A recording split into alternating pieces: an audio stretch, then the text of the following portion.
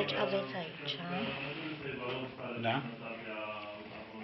Asta. Asta. Străni netratate. Da. Vă rog frumos mâna.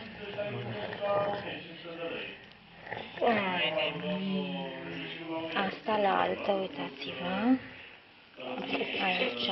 Netratată. Uitați-vă dumneavoastră. Arată ca și urmele de legare. Te-au legat de pat? Probabil, s-au strâns-o de mână. Au strâns, au ținută. strâns. Nu erau profesionali. Na. Mamă, te-au lovit? Te-au amenințat? Te-au amenințat? Te-au pus să nu mă mai primești în casă? Pare bine, dar astea nu netratate. Un pic. Lipsa de igienă. Să ridică, așa. Bine că te-au pus să semnezi testament. Aici o escară. Sau poate Aici filma pe spate este o escară. Este foarte slabă. Spre cașexie. Măi, te-au înfometat? Tu ce ai slăbit în halul ăsta? Nu? Nu, dar tu ești 30 de kilograme mai slabă ca în ianuarie. Nu poți să slăbești 30 de kilograme într-un an, fără, cu tratament. Vă rog, dacă vreți Gâtul, gaura. uitați-vă numai ca să vedeți ce lipsă de carnatură are aici. Bine, asta nu știu cât e vina lor. Că, e vina alimentației, știți. Da, alimentație proastă. Nespălată, clar, nu?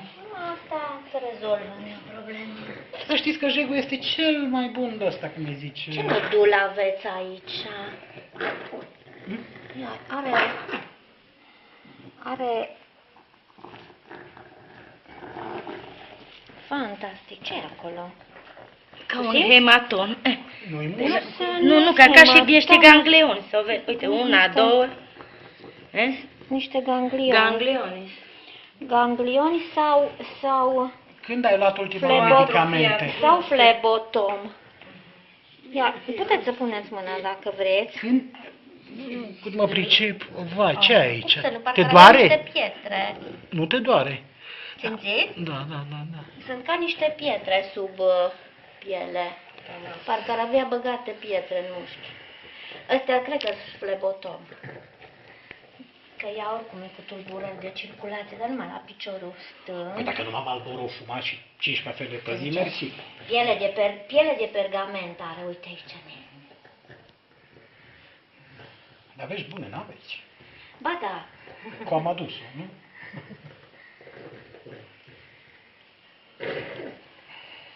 Asta trebuia adusă la noi mai repede, nu Vă acum. mulțumesc, vorbiți cu justiția română.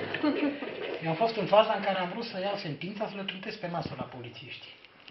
Aici, nu, când putem.